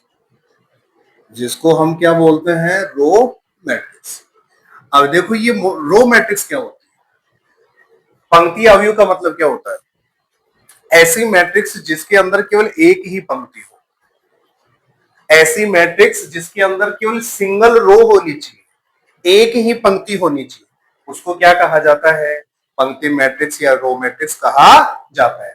मेरा कहने का मतलब है, अगर हम एग्जाम्पल की बात करें तो देखो, हमारे पास में कोई ए मैट्रिक्स है, एक एग्जाम्पल ले, ए मैट्रिक्स है, तो देखो इसमें एक ही पंक्ति होनी चाहिए, सिंगल रो होनी चाहिए। तो हम यहाँ पे लिख देते हैं, ये लो ऐसा 1 2 3। आप यहां पर इस मैट्रिक्स के ऑर्डर की बात करोगे या इसकी कोटि की बात करोगे या क्रम, तो इसका क्रम देखो, इसमें कितनी पंक्ति है? पंक्ति का मतलब इस तरीके से होता है, तो इसमें केवल एक ही पंक्ति है, तो पंक्ति तो हो गई एक, पंक्ति तो हो गई एक। अब हम बात करते हैं स्तंभों की, तो स्तंभ देखो इस तरीके से आता है, ये ऊर्ध्वाधर लाइनें इस तरीके से बननी चाहिए, तो ऊर्ध्वाधर लाइनों का मतलब होता है स्तंभ। तो हमारे पास में एक स्तंभ, 2 3, यानी रो हो गया, कॉलम हो गया 1 2 3, तो इनटू में हमें क्या लिखना है? 3। तो आप यहां पर इस मैट्रिक्स के अंदर अगर आप देखोगे कितनी पंक्ति है? केवल एक पंक्ति है। तो अगर किसी मैट्रिक्स में एक ही पंक्ति विद्यमान हो, तो उस मैट्रिक्स को हम क्या कहेंगे? पंक्ति आव्यूह या पंक्ति मैट्रिक्स कहेंगे। तो यहां पर अगर मैं दूसरे एग्जाम्पल की बात करता हूं, तो देखो मैंने दूसरा एग्जाम्पल ये ले लिया, ये 6 0 2 4। आप देख सकते हो इसका ऑर्डर है 1 into 4। इसका ऑर्डर कितना है? 1 into 4। आप देख लीजिएगा, इसमें पंक्ति कितनी है? एक। स्तंभ कितने हैं? 4। तो रो मैट्रिक्स ये कहता है कि मेरे अंदर केवल एक पंक्ति होनी चाहिए, स्तंभ कितने भी हो सकते हैं, स्तंभ कितने भी हो सकते हैं। दूसरे प्रकार की हम बात करते हैं। दूसरा प्रकार होता है स्तंभ आव्यूह है। दूसरा प्रकार क्या होता है? स्तंभ आव्यूह है। स्तंभ आव्यूह का मतलब होता है कॉलम मैट्रिक्स। स्तंभ आव्यूह का मतलब क्या होता है? Column matrix. तो देखो हमारी ये कॉलम मैट्रिक्स क्या होती है, इसकी बात करते हैं। तो कॉलम मैट्रिक्स का मतलब ये होता है ऐसी मैट्रिक्स जिसके अंदर एक ही कॉलम होना चाहिए, जिसके अंदर केवल एक ही स्तंभ होना चाहिए। तो जैसे हम एग्जांपल की अगर हम बात करते हैं, तो देखो ये लो मैट्रिक्स, ये ले लो, हमें एक स्तंभ दिखाना है, तो ये लो भाई एक स्तंभ दिखा देते हैं, 1 2 3। आप देख सकते हो, आराम से आंखें खोल के देख लो इस मैट्रिक्स के अंदर स्तंभ कितने हैं। इस तरीके से स्तंभ बनते हैं, तो स्तंभ तो एक ही तो हुआ ना। इस तरीके से बनती है पंक्तियां, तो पंक्ति देखो कितनी है? 1 2 3। तो इसमें 3 तो पंक्ति हो गई, और स्तंभ कितने हो गए? एक हो गए। तो हमारा स्तंभ आव्यूह, स्तंभ मैट्रिक्स ये बोलती है कि हमारी मैट्रिक्स में केवल एक स्तंभ होना चाहिए, एक ही कॉलम होना चाहिए। उसके अंदर पंक्ति आपकी कितनी भी हो सकती है, उससे कोई लेना देना नहीं है। अगर हम दूसरे एग्जाम्पल की बात करते हैं, तो देखो बी वाला एग्जाम्पल में यहाँ पे बना सकता हूं 1 6 0 -2। ये आप इसके अंदर देखोगे पंक्तियां कितनी हो गई? 4। पंक्ति कितनी हो गई? 4। 1 2 3 4, तो 4 तो पंक्ति हो गई। स्तंभ की बात करेंगे तो स्तंभ देखो एक ही है इस तरीके से। स्तंभ कितने हैं इसमें? एक ही है। तो ये दोनों उदाहरण हमारे किसके हैं? स्तंभ अवयव के कॉलम मैट्रिक्स के उदाहरण है। तो याद रखना, अगर आपको ये पूछे कि कोई कॉलम मैट्रिक्स क्या होती है, तो कॉलम मैट्रिक्स का मतलब ये होता है कोई ऐसा मैट्रिक्स जिसके अंदर आपको एक ही कॉलम देखने को मिले। अगली जो मैट्रिक्स होती है वो है हमारी शून्य शून्य अवयव है, जिसको बच्चों हम बोलते हैं जीरो जीरो मैट्रिक्स। जिसको क्या बोलते हैं? Zero matrix. तो शून्य अवयव या जीरो मैट्रिक्स का मतलब ये होता है कोई ऐसा अवयव जिसका सारा अवयव जीरो होना चाहिए, कोई ऐसी मैट्रिक्स जिसके सारे के सारे एलिमेंट क्या होने चाहिए? जीरो। तो अगर हम एग्जांपल की बात करते हैं तो देखो इसका एग्जांपल मैंने ये लो ए, ये लो एक मैट्रिक्स मैंने लिख दी 0 0 0 0 0 0। आप देख सकते हो ए मैट्रिक्स के सारे एलिमेंट जीरो है, यानी जीरो मैट्रिक्स का मतलब सिर्फ इतना सा होता है उसमें सारा एलिमेंट क्या होना चाहिए? जीरो। अब हम इस मैट्रिक्स के ऑर्डर की बात कर रहे हैं, देखो इसका क्रम कितना है? 1 2। इसमें रो कितनी हो गई? 2। तो रो तो पहले लिखते हैं, तो इनटू कॉलम कितने हो गए? 1 2 3। कॉलम कितना हो गया? 3। तो इसका ऑर्डर कितना हो गया? 2 इंटू 3। जैसे मैं कोई और एग्जांपल लिखना चाहूं तो बी ये लो, मैंने लिख दिया 0 0। आप देख सकते हो इस बी मैट्रिक्स में सारे एलिमेंट जीरो है, तो ये हमारी जीरो मैट्रिक्स हो गई। अब इसका ऑर्डर देखेंगे तो देखो कितना हुआ? रो कितना है? 1 2। तो रो तो हो गई 2 और कॉलम कितना हो गया? 1। तो इसका ऑर्डर कितना हो गया? 2 इंटू 1। तो जीरो मैट्रिक्स का मतलब ये होता है उस मैट्रिक्स का सारा एलिमेंट क्या होना चाहिए? जीरो होना चाहिए। फोर्थ वाला अगर हम मैट्रिक्स की बात अगर यहाँ पे करते हैं तो फोर्थ वाली मैट्रिक्स हमारी यहाँ पे आती है आयता आयताकार अवयव। आयताकार अवयव जिसको हम बोलते हैं रेक्टेंगल रेक्टेंगल मैट्रिक्स। क्या बोलते हैं? Rectangle matrix. रेक्टेंगल मैट्रिक्स का मतलब ये होता है कोई ऐसा मैट्रिक्स जिसके अंदर रो और कॉलम का जो संख्या होता है वो बराबर नहीं होनी चाहिए। कोई ऐसी मैट्रिक्स जिसमें रो और कॉलम कभी भी इक्वल नहीं होना चाहिए। जैसे हम यहाँ पर एग्जांपल की बात करते हैं, देखो यहाँ पे एक एग्जांपल लेते हैं। एक मैट्रिक्स ए है, मैंने एग्जांपल ले लिया 1 2 3 4 5 6, ये कर दी मैट्रिक्स मैंने। हाँ, अब इस मैट्रिक्स के आप ऑर्डर की बात करो, देखो इसका क्रम कितना होगा? तो रो कितनी है? 1 2 3। तो रो तो हो गई 3। अब कॉलम 1 2, कॉलम कितने हो गए? 2। तो इसका ऑर्डर कितना हुआ? 3 इंटू 2। जैसे हम एक एग्जांपल और ले, मान लो बी मैट्रिक्स है हमारे पास में, बी मैट्रिक्स है और मैंने ऐसे लिख दी 1 6 2 4 2 0 1 6 2 4 2 0। अब आपसे पूछे कि इस मैट्रिक्स का ऑर्डर कितना होगा, तो आप चेक कर लो। रो कितनी है? 1 2। देखो ये रो फर्स्ट, ये रो सेकंड, तो 2 तो रो हो गई। कॉलम 1 2 3, कॉलम कितना हो गया? 3। तो ये हमारे पास में इसका ऑर्डर हो गया 2 इंटू 3। अब हम आगे अगर और चलते हैं तो हमारे पास में जो आयताकार अवयव होती है रेक्टेंगल मैट्रिक्स होता है, उसके भी 2 टाइप होते हैं। इसके भी 2 प्रकार होते हैं। तो इसका पहले वाला जो टाइप होता है वो देखिए क्या होता है। पहले वाला टाइप ये होता है, पहले वाला टाइप ये होता है क्षैतिजाकार क्षैतिजाकार अवयव है। क्षैतिजाकार अवयव, इसको बोलते हैं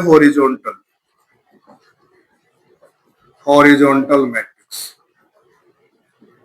ध्यान से सुनिएगा, हॉरिजॉन्टल मैट्रिक्स का मतलब क्या होता है? हॉरिजॉन्टल मैट्रिक्स का मतलब ये होता है, देखो हॉरिजॉन्टल का मतलब होता है इस तरीके से देखना।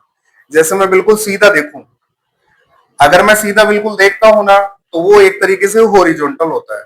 तो इस तरीके से हम देखेंगे, यहाँ पर एलिमेंट हम इस तरीके से बना देते हैं। जैसे मैं ऐसे सी के सामने देख रहा हूं मेरे हाथ की तरफ, तो अब जैसे मैं देखता हूं तो यहाँ पे नजरों पे देखो इस तरीके से एलिमेंट बनाओ। एक एलिमेंट यहाँ आया, दूसरा यहाँ आया, तीसरा यहाँ आया तो एक लाइन के अंदर एलिमेंट बन गए ना।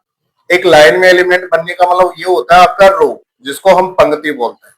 तो हॉरिजॉन्टल मैट्रिक्स क्षैतिजाकार अवयव का मतलब यहाँ पर ये बताया गया, कोई ऐसा मैट्रिक्स जिसके अंदर हमारे रो की संख्या, कोई ऐसा मैट्रिक्स, कोई एक ऐसा रेक्टेंगल मैट्रिक्स जिसके अंदर हमारे रो की संख्या कॉलम की संख्या से कम होनी चाहिए, यानी रो की संख्या कॉलम की संख्या से कम होनी चाहिए। कोई ऐसा मैट्रिक्स जिसमें पंक्तियों की संख्या स्तंभों की संख्या से कम होनी चाहिए। देखो मैंने क्या कहा, एक एग्जांपल लिख के बताता हूं। जैसे मान लो ए मैट्रिक्स है, मैंने कहा हमारी मैट्रिक्स ए के अंदर रो की संख्या कॉलम से कम होनी चाहिए। तो देखो मैंने यहाँ पे एक एग्जांपल लिया, मैंने लिखा 1 2 3 4 5 6 और ये मैंने मैट्रिक्स बंद कर दी। ये मैंने क्या किया, मैट्रिक्स को बंद कर दिया।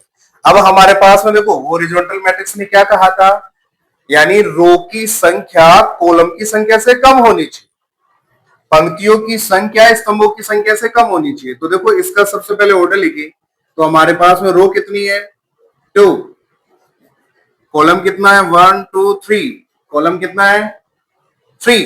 तो हमारे पास मैट्रिक्स ए है, उसके अंदर आप देखोगे अगर हमारी पंक्तियों की संख्या कितनी है, हमारी मैट्रिक्स के अंदर पंक्तियां कितनी है 2, और हमारी मैट्रिक्स के अंदर स्तंभ कितने हैं 3।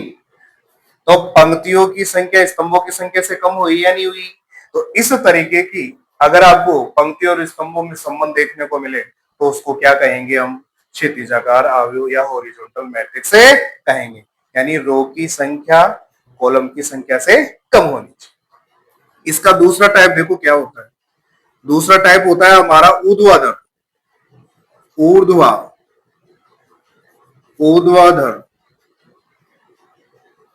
ऊर्ध्वाधर अवयव, जिसको बच्चों हम बोलते हैं वर्टिकल,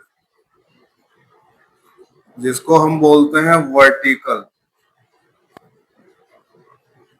मैट्रिक्स, जिसको हम क्या बोलते हैं वर्टिकल मैट्रिक्स से बोलते हैं।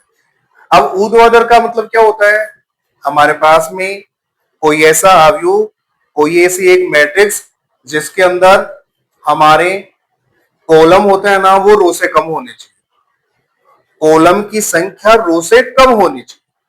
अगर कोई हमारे पास में आयताकार कोई अवयव मिल जाए, उस अवयव के अंदर हमारे जो कॉलम होते हैं वो कॉलम हमारे रो से कम होने चाहिए। मेरा कहने का मतलब है, अगर मैं यहाँ पर कोई एग्जांपल ले 1 नंबर, तो मैट्रिक्स ए मैंने बनाई यहाँ पे 1 2 3 4 5 6, ये मैंने कोई एक मैट्रिक्स। अगर आप इसका ऑर्डर देखोगे तो देखो रो कितनी बनी 1 2 3, तो 3 तो रो बन गई, कॉलम 1 2, कॉलम कितना बन गया 2, कॉलम कितना बन गया 2। तो हमारी मैट्रिक्स में कितना रो है 3, कॉलम कितना है 2, तो कॉलम की संख्या रो की संख्या से कम हुई या नहीं हुई, हो गई। तो इस तरीके का संबंध मिलता है तो उसको आप क्या कहोगे, ऊर्ध्वाधर अवयव कहोगे। अगर किसी मैट्रिक्स के अंदर हमारे पास में रो की संख्या कॉलम की संख्या से ज्यादा होनी चाहिए, रो की संख्या कॉलम से ज्यादा, या उल्टा बोल दो कॉलम की संख्या रो की संख्या से कम होनी चाहिए, तो उसको क्या कहोगे आप, ऊर्ध्वाधर अवयव कहोगे। बोलो बच्चों, ये समझ में आया या नहीं आया, कंफर्म है यहाँ तक। अब हम इससे आगे की बात करते हैं। देखो अब हम इससे आगे की बात करेंगे तो देखो हमारा जो 5th वाला टाइप है हम उसकी बात करते हैं। 5th वाले टाइप के अंदर हमारे पास में जो मैट्रिक्स आती है वो आती है एक वर्ग मैट्रिक्स, यानी वर्ग मैट्रिक्स किसे कहा जाता है, तो चलो वर्ग मैट्रिक्स की बात करते हैं हम, जिसको हम इंग्लिश में स्क्वायर मैट्रिक्स बोलते हैं। तो देखिए वर्ग मैट्रिक्स हमारा क्या होता है, तो देखिए वर्ग मैट्रिक्स नंबर 5th वाला है हमारा वर्ग अवयव है, वर्ग अवयव, इसको बोलते हैं स्क्वायर मैट्रिक्स, इसको क्या बोलते हैं स्क्वायर मैट्रिक्स। तो देखो स्क्वायर का मतलब आप क्या समझते हो, स्क्वायर का मतलब होता है चारों साइडें बराबर होनी चाहिए। तो इसका सिंपल सा डेफिनेशन होता है, अगर कोई मैट्रिक्स हमारे पास में होती है, उस मैट्रिक्स में रो और कॉलम बिल्कुल इक्वल होने चाहिए। यानी रो की संख्या और कॉलम की संख्या अगर इक्वल मिल जाए तो उसको क्या बोलते हैं, हम वर्ग मैट्रिक्स बोलते हैं या स्क्वायर मैट्रिक्स बोलेंगे। तो कोई मैट्रिक्स मान लो एग्जांपल के लिए हम लिखना चाहे तो देखो एक नंबर में ले लेते हैं मैट्रिक्स ए। तो मैट्रिक्स ए क्या हो जाएगी, मैंने लिखा 1 2 3 4, एक मैट्रिक्स हो गई 1 2 3 4। तो इस मैट्रिक्स में देखो रो कितना है 1 2, रो हो गया 2, कॉलम 1 2, तो रो और कॉलम दोनों इक्वल हो गया ना, तो ये हमारी क्या हो गई, वर्ग मैट्रिक्स हो गई। दूसरा एग्जांपल जैसे मैंने बी लिया, ये लो 1 2 3 -4 6 7 8 9 0। अब अगर आप इसमें देखोगे तो देखो रो कितना है 1 2 3, रो हो गया हमारा 3 इंटू कॉलम कितना है 1 2 3, कॉलम कितना हो गया 3। तो देखो रो और कॉलम दोनों इक्वल हो गए ना, तो ये हमारी क्या हो जाएगी, वर्ग मैट्रिक्स हो जाएगी, हमारी स्क्वायर मैट्रिक्स से हो जाएगी। अब हमारी जो वर्ग मैट्रिक्स बनती है उस वर्ग मैट्रिक्स के अंदर देखो एक सबसे इंपॉर्टेंट बात और बताते हैं आप। जैसे मान लीजिए कि हमारी वर्ग मैट्रिक्स ए है, इस मैट्रिक्स ए को यहां पे लिखते हैं। इस मैट्रिक्स ए में देखिएगा एक बार 1 2 3 4, इसका ऑर्डर है 2 इंटू 2। तो देखो जब वर्ग मैट्रिक्स की बात आती है ना, तो उस वर्ग मैट्रिक्स के अंदर एक आता है विकर्ण। यानी हम वर्ग के अंदर बात करते हैं तो वर्ग के अंदर क्या होता है, आमने सामने की जो शीर्ष होती है, ये आमने सामने की शीर्ष इस तरीके से, ये देखो वर्ग हो गया। अगर आप देखोगे तो डायग्राम में ये वर्ग हो गया। तो ये आमने सामने के शीर्ष अगर हम आपस में मिला देते हैं, इन वर्टेक्स को अगर हम आपस में मिला देंगे, तो आपस में मिलाएंगे तो हमारे पास में क्या बनेगा, डायगोनल, हमारे पास में विकर्ण बनेगा नहीं बनेगा। तो एक विकर्ण ये बन सकता है, दूसरा विकर्ण आपका ये बनेगा ही नहीं बनेगा। तो हमारे पास में जो वर्ग मैट्रिक्स होता है ना, उसके अंदर विकर्ण बनता है, उसमें डायगोनल बनता है। तो देखो एक डायगोनल तो आपका ये बन गया और एक डायगोनल आपका ये बन गया, दो डायगोनल बन गए, दो विकर्ण बन गए। तो जो इधर वाला ये डायगोनल होता है ना, ये वाला विकर्ण, इसको कहा जाता है मुख्य विकर्ण। इसको क्या कहा जाता है, मुख्य विकर्ण। इंग्लिश में बोलते हैं इसको प्रिंसिपल डायगोनल। इंग्लिश में क्या बोलेंगे इसको, प्रिंसिपल डायगोनल, शॉर्ट में मैंने पीडी लिखा है। और ये दूसरा वाला डायगोनल होता है, इसको क्या कहा जाता है, तो देखो इसका एक दूसरा नाम और बताया गया, इसको हम यहाँ पर अग्र विकर्ण भी बोल देते हैं। इसको हम यहाँ पे क्या बोल देते हैं, अग्र विकर्ण। अग्र का मतलब होता है आगे वाला विकर्ण। तो अगर ये अग्र विकर्ण हो गया तो ये फिर पश्य विकर्ण हो जाएगा। तो इसका नाम क्या होता है, इसका नाम होता है पश्य विकर्ण। इसका नाम क्या होता है, पश्य विकर्ण। तो हमारी जब वर्ग मैट्रिक्स की बात आती है, स्क्वायर मैट्रिक्स की बात आती है, तो बच्चों याद रखिएगा उसके अंदर हमारे पास में दो तरीके के विकर्ण बनते हैं। एक ये विकर्ण बनता है जिसको कहा जाता है मुख्य विकर्ण या प्रिंसिपल डायगोनल। इसी का दूसरा नाम और होता है, इसको अग्र विकर्ण का नाम भी दिया जाता है। तो ये अगर अग्र विकर्ण हो जाता है तो फिर इधर वाले विकर्ण को कहा जाता है पश्य विकर्ण। तो इसको थोड़ा याद रखिएगा। अब इसी के साथ थोड़ा सा हम आगे बढ़ते हैं, हम यहां पर आगे बढ़ते हैं, आप गौर करिएगा। अब वर्ग मैट्रिक्स के बाद में आगे वाली जो मैट्रिक्स आती है वो 6 नंबर वाली है हमारी इकाई आव्यूह। इकाई आव्यूह जिसको यूनिट मैट्रिक्स कहा जाता है। यूनिट मैट्रिक्स, जिसको क्या कहा जाता है, यूनिट मैट्रिक्स। कुछ जगह इसको आइडेंटिटी मैट्रिक्स भी कहा जाता है। कुछ जगह इसको आइडेंटिटी मैट्रिक्स का नाम भी दिया जाता है। या तो आप इसको बोल दो यूनिट मैट्रिक्स, या क्या बोलेंगे, आइडेंटिटी मैट्रिक्स। क्या बोलेंगे, आइडेंटिटी मैट्रिक्स। तो इस यूनिट मैट्रिक्स का दूसरा नाम आइडेंटिटी मैट्रिक्स है। तो देखो यहां पर इसका स्टार्टिंग आई से होता है, तो इसको देखो इस मैट्रिक्स को आई से डिनोट किया जाता है। यानी कहीं भी अगर मैं यूनिट मैट्रिक्स की बात करूंगा तो मैं उसको आई से डिनोट करूंगा। तो देखो यूनिट मैट्रिक्स, इकाई मैट्रिक्स आपकी क्या होती है, आपकी इकाई मैट्रिक्स एक इकाई मैट्रिक्स एक आपकी वर्ग मैट्रिक्स होती है। सबसे पहले कंडीशन इसमें ये होती है। यानी आपका एक यूनिट मैट्रिक्स का मतलब ये होता है वो आपका एक स्क्वायर मैट्रिक्स होना चाहिए। तो सबसे पहले हम एक एग्जांपल की बात करते हैं। देखो मैंने ये लिखा भाई, एक एग्जांपल मैंने लिख दिया 6 2 4 3, ये लो। अगर आप इसमें ऑर्डर की बात करोगे देखो हमारी रो कितनी है 1 2, रो 2 हो गई, कॉलम 1 2, कॉलम कितना हो गया 2, तो ये हो गया इसका ऑर्डर।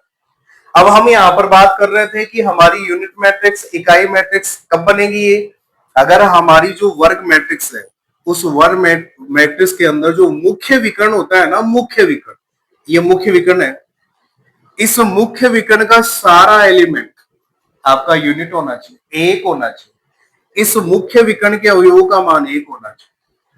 तो ये जो आपका 6 और 3 है इसका मान तो आपको एक मिलना चाहिए, प्लस में 1 होना चाहिए, ये कंडीशन है।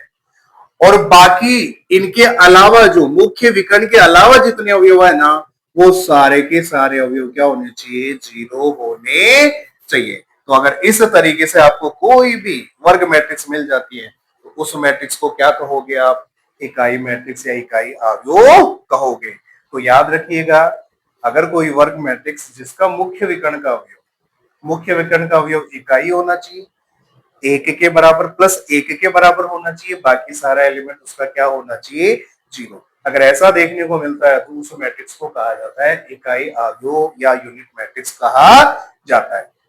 इस मैट्रिक्स को डिनोट करने के लिए देखो आई को काम में लिया जाता है, इसको काम में लिया जाता है आई को। इस मैट्रिक्स का आप ऑर्डर देख लो, ऑर्डर कितना है 2 इंटू 2, तो यहाँ पर नीचे इसके सफिक्स में एक 2 लिखा हुआ मिलेगा इस तरीके से। तो इसका मतलब ये हो गया ये इकाई जो अवयव है आपका, ये इकाई मैट्रिक्स है ना, इसका क्रम कितना है 2 गुणा 2 है। इसको 2 इंटू 2 की यूनिट मैट्रिक्स कहा जाएगा। जैसे हम यहाँ पर दूसरे एक एग्जाम्पल की बात करें, हमें यहाँ पर ऐसे बोले वो 3 इंटू 3 की आप कोई स्क्वायर मैट्रिक्स, कोई आप एक इकाई मैट्रिक्स आप लिखिए, तो 3 इंटू 3 में देखो कैसे लिखेंगे आप, पहले करो 1, फिर कर दो कुछ भी कर दो आप, जैसे मैंने लिखा 1 3 4 5 6 7 8 9 3, ये लो। इसका ऑर्डर लिखे सबसे पहले, देखो कितनी रो है 1 2 3, तो रो तो कितनी हो गई 3, कॉलम 1 2 3, कॉलम कितना हो गया 3। तो देखो रो और कॉलम दोनों इक्वल हुए या नहीं हुए, तो स्क्वायर मैट्रिक्स हो गई। अब इसको बनाना है हमें इकाई मैट्रिक्स, तो इकाई मैट्रिक्स बनाने के लिए देखो मुख्य विकर्ण आपका ये हो गया, इसका सारा एलिमेंट आपका प्लस 1 होना चाहिए, तो ये 1 है, इसको भी 1 बनाओ, इसको भी 1 बनाओ, बन गया। इस मुख्य विकर्ण के अलावा प्रिंसिपल डायगोनल के अलावा सारे एलिमेंट आपके क्या होने चाहिए 0। तो आप इसको 0 करो, इसको 0 करो, इसको भी 0 कर दो, इस एलिमेंट को 0 करो, इस एलिमेंट को 0 करो, इस एलिमेंट को 0 करो। तो आपका जो मुख्य विकर्ण था वो आपको इकाई नजर आना चाहिए, बाकी सारा क्या होना चाहिए 0 होना चाहिए। अगर ऐसा देखने को मिल जाए तो उस मैट्रिक्स को क्या कहा जाएगा, इकाई मैट्रिक्स कहा जाएगा। इस मैट्रिक्स को हम क्या लिखेंगे, इस मैट्रिक्स को लिखा जाएगा I3। क्या लिखा जाएगा I3। याद रखिएगा इकाई मैट्रिक्स के अंदर मुख्य विकर्ण के अवयव इकाई होने चाहिए, पश्य विकर्ण के अवयव आप इकाई मत बना देना। थोड़ी देर पहले मैंने बताया था इसको पश्य विकर्ण कहा जाता है, तो पश्य विकर्ण आपका इकाई नहीं बनेगा, मुख्य विकर्ण आपका इकाई बनना चाहिए। मुख्य विकर्ण के ऊपर कंडीशन होती है, इस मुख्य विकर्ण के ऊपर पश्य विकर्ण से कोई लेना देना नहीं होता है। तो ये हमारे पास में 3 इंटू 3 की एक यूनिट मैट्रिक्स हो जाएगी। चलो अब हम आगे वाली मैट्रिक्स की बात करते हैं। तो नंबर 7 वाली जो मैट्रिक्स है हमारे पास में, नंबर 7 वाली जो मैट्रिक्स है हमारे पास में वो है हमारी विकर्ण आव्यूह है। नंबर 7 है हमारी विकर्ण आव्यूह है, इसको इंग्लिश में कहा जाता है डायगोनल मैट्रिक्स, इसको कहा जाता है डायगोनल मैट्रिक्स। अब देखो डायगोनल मैट्रिक्स क्या होता है, सबसे पहले डायगोनल मैट्रिक्स आपका एक स्क्वायर मैट्रिक्स होता है। तो सबसे पहले एक एग्जांपल के लिए हम बात करें, एक एग्जांपल मैंने लिख दिया, एक आपको स्क्वायर मैट्रिक्स लिखनी है 1 2 3 4। इसके ऑर्डर की बात करेंगे तो कितना हो जाएगा, देखो 1 1, तो 2 तो हो गया, रो कॉलम 1 2, कॉलम कितना हो गया 2, तो इसका ऑर्डर कितना हो जाएगा 2 इंटू 2। तो ये हमारी स्क्वायर मैट्रिक्स बन गई। अब इस स्क्वायर मैट्रिक्स के अंदर हमें बात करनी है विकर्ण अवयव की डायगोनल मैट्रिक्स। तो देखो डायगोनल मैट्रिक्स का मतलब ये होता है ऐसा मैट्रिक्स जिसका मुख्य विकर्ण का अवयव है ना, उसको छोड़कर सारे जीरो होने चाहिए। मुख्य विकर्ण, ये मुख्य विकर्ण हो गया, इसको छोड़ दो, बाकी सारे जीरो कर दो। मुख्य विकर्ण को छोड़ना है, बाकी सारे एलिमेंट जीरो करना है, वो क्या हो जाएगा आपका विकर्ण अवयव हो जाएगा। वो क्या हो जाएगा आपका विकर्ण अवयव हो जाएगा। जैसे हम दूसरे एग्जाम्पल की बात करें, दूसरा एग्जाम्पल मैं यहाँ पे लिख देता हूँ, डी मैट्रिक्स मान लो मैंने 3 इंटू 3 के लिए 3 6 4 5 2 1 0 3 -6। ये ऑर्डर की हम बात करेंगे तो देखो कितना रो है 1 2 3 1 2 3, तो इसका ऑर्डर हो गया 3 इंटू 3। अब हम बात किसकी कर रहे हैं, विकर्ण अवयव की। तो विकर्ण अवयव ये कहता है ऐसा वर्ग अवयव जिसका मुख्य विकर्ण छोड़ो, इसको छोड़कर बाकी सारे जीरो होने चाहिए। 0 0 0 0 0, यानी मुख्य विकर्ण के अवयवों को छोड़कर सारे अवयव क्या होने चाहिए आपके जीरो होने चाहिए। अगर इस तरीके का आपको कोई भी वर्ग अवयव मिल जाता है तो उसको बच्चों क्या कहोगे, विकर्ण अवयव कहोगे। 8 नंबर वाला है आपका अदिश अवयव। 8 नंबर वाला क्या है आपका अदिश अवयव, जिसको बोलते हैं स्केलर। जिसको क्या बोलते हैं, स्केलर मैट्रिक्स। देखो स्केलर मैट्रिक्स क्या होता है, कोई ऐसा मैट्रिक्स, कोई ऐसा वर्ग मैट्रिक्स जिसके मुख्य विकर्ण के अवयव सारे बराबर होने चाहिए। कोई ऐसा एक स्क्वायर मैट्रिक्स जिसका मुख्य विकर्ण का प्रत्येक अवयव बराबर होना चाहिए, बाकी सारे जीरो। तो देखो मैं यहाँ पे लिखता हूं, एक एग्जांपल लेता हूं। देखो एक मैट्रिक्स ए है, यहां पर ये बताया गया है कोई एक ऐसा वर्ग मैट्रिक्स जिसका मुख्य विकर्ण का हर अवयव बराबर होना चाहिए। तो मैंने लिख दिया 2 2, मुख्य विकर्ण ये हो गया, बाकी सारा जीरो, तो ये बाकी सारा जीरो बना दो। यानी मुख्य विकर्ण के अवयव आपके बराबर होने चाहिए। प्लस माइनस कुछ भी, परमेय अपरमेय, rational irrational, natural number, whole number, integer, मेरा कहने का मतलब कोई ना कोई आपका रियल नंबर होना चाहिए, कोई ना कोई वास्तविक संख्या होनी चाहिए। तो ये अवयव तो बराबर होने चाहिए मुख्य विकर्ण के, बाकी आपके क्या होने चाहिए, जीरो होने चाहिए। ऐसा अगर मैट्रिक्स होगा उसको क्या कहोगे आप, स्केलर मैट्रिक्स या आपका अदिश अवयव कहोगे। एक एग्जांपल अगर हम ओ लिखना चाहें तो देखो ये लो मैंने लिख दिया 2 4 6 7 8, सॉरी आप इसको ऐसे कर दो -2 -2 -2 4 6 6। एक बार मैंने लिखा है, अब इसको चेक करते हैं कि अदिश ने क्या कहा था। ऑर्डर की बात करेंगे तो बच्चों कितना होगा 3 इंटू 3। अदिश में क्या बताया गया, मुख्य विकर्ण के अवयवों को छोड़कर सारे जीरो होने चाहिए और मुख्य विकर्ण के अवयव आपस में बराबर होने चाहिए। तो देखो -2 यही है एक मुख्य विकर्ण आपका, तो ये तीनों अवयव बराबर, बाकी सारे अवयवों को क्या करना है आपको जीरो करना है। बाकी सारे अवयवों को क्या करना है आपको जीरो करना है। तो अगर इस तरीके की कोई मैट्रिक्स मिल जाती है तो उसको क्या कहोगे आप, अदिश अवयव कहोगे। अब देखो एक मैंने आपको पहले बताया था, उस क्रम के बारे में और बता दो। देखो बच्चों मैंने एक आपको इकाई अवयव बताया था।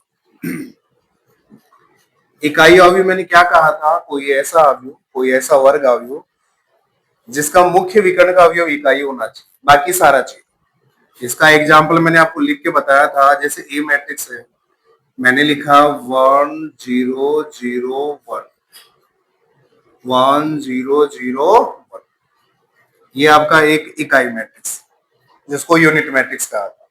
तो देखो यूनिट मैट्रिक्स में मैंने आपको ये बताया था कि ऐसा मैट्रिक्स जिसके मुख्य विकर्ण के अवयव बराबर होने चाहिए, साथ में वो एक इकाई होने चाहिए, बाकी सारे क्या होने चाहिए, जीरो। वो क्या कहलाएगा, आपका इकाई अवयव कहलाएगा। अब हम इन तीनों में देखो रिलेशन देखते हैं। ये रिलेशन वाला क्वेश्चन कई बार पूछ चुका है। यानी प्रत्येक इकाई अवयव, हर आपकी यूनिट मैट्रिक्स, प्रत्येक यूनिट मैट्रिक्स आपकी स्केलर मैट्रिक्स होती है। हर इकाई अवयव आपकी अदिश अवयव होगी। आप देख सकते हो ये दोनों अवयव बराबर है या नहीं है मुख्य विकर्ण के। तो ये दोनों अवयव बराबर हो गए, बाकी सारे जीरो। तो इसमें यही तो कहा था इसने, भाई ये अवयव आपस में बराबर होने चाहिए, बाकी सारे क्या होने चाहिए, जीरो। तो ये दोनों अवयव बराबर है ना। आदेश में ऐसे थोड़ी कहा गया था कि ये आपका 1 होना चाहिए, 2 होना चाहिए, 3 होना चाहिए, 4 होना चाहिए, कुछ भी हो सकता है। इसका मतलब तो सर आप ये बोलना चाहते हो ये के भी हो सकता है, बिल्कुल हो सकता है। अरे भाई के का मतलब कांस्टेंट हो गया ना, कोई अचर हो गया, तो अचर आपका के भी तो बन सकता है। तो यहां पर हमारे पास में के का मान देखो 1 भी तो हो सकता है ना, के का मान 1 भी तो हो सकता है ना। तो इसका मतलब अगर के 1 हो गया तो ये मैट्रिक्स यही तो बनी। तो यहां से ये निष्कर्ष निकलता है प्रत्येक इकाई अवयव आपका अदिश अवयव होगा। यानी हर आपकी यूनिट मैट्रिक्स होती है ना, वो स्केलर मैट्रिक्स होती है। लेकिन सारी आपकी अदिश अवयव इकाई अवयव हो ये जरूरी नहीं है। प्रत्येक अदिश अवयव आपकी इकाई अवयव हो ये कभी जरूरी नहीं होता है। ऐसे ही इनमें रिलेशन बनता है। प्रत्येक आपकी इकाई अवयव विकर्ण अवयव बनती है, प्रत्येक आपकी इकाई अवयव विकर्ण अवयव बनती है, लेकिन प्रत्येक विकर्ण अवयव, ये देख लो विकर्ण अवयव, प्रत्येक विकर्ण अवयव आपकी इकाई अवयव बने ये कोई जरूरी नहीं है। तो देखो इस रिलेशन को थोड़ा याद रखना। चलो अब आगे बढ़ते, अब हम आगे वाले की बात करते हैं। तो देखो आगे वाला जो मैट्रिक्सों का अंतिम प्रकार यहाँ पे बताया गया है, उस प्रकार की हम और बात करते हैं। तो देखो वो अंतिम प्रकार हमारा है, वो अंतिम प्रकार हमारा है त्रिभुजाकार, त्रिभुजाकार,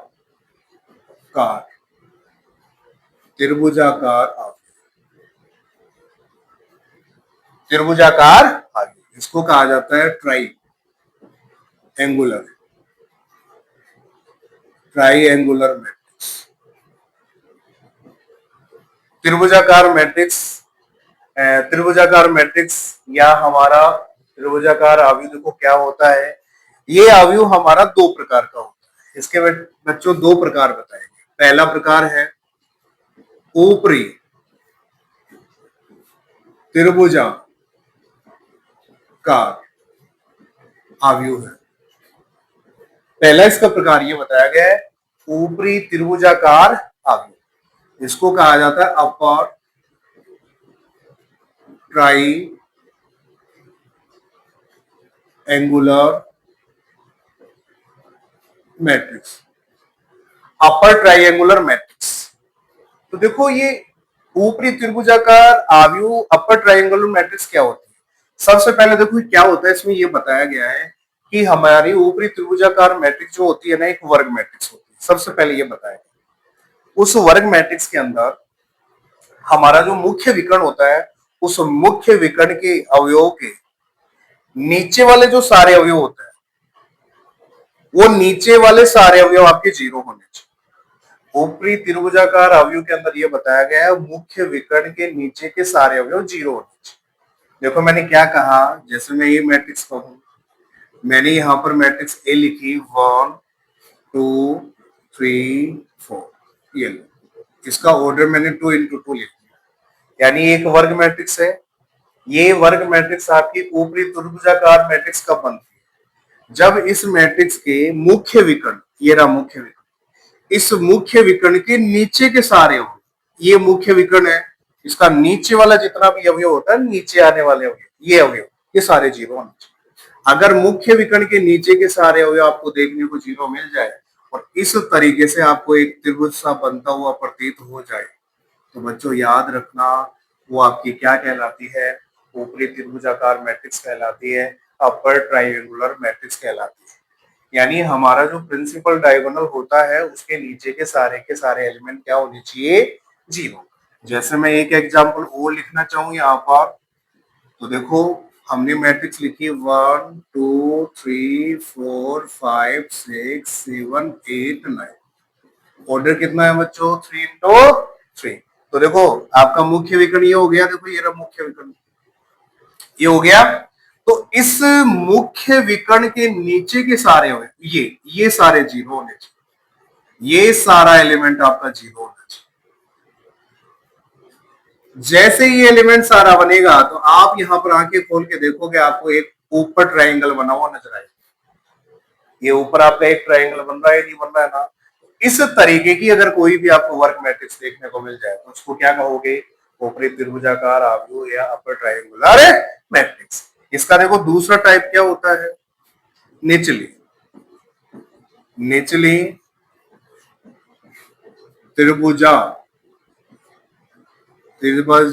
त्रिभुजाकार आव्यूह, लोअर ट्राइएंगुलर मैट्रिक्स।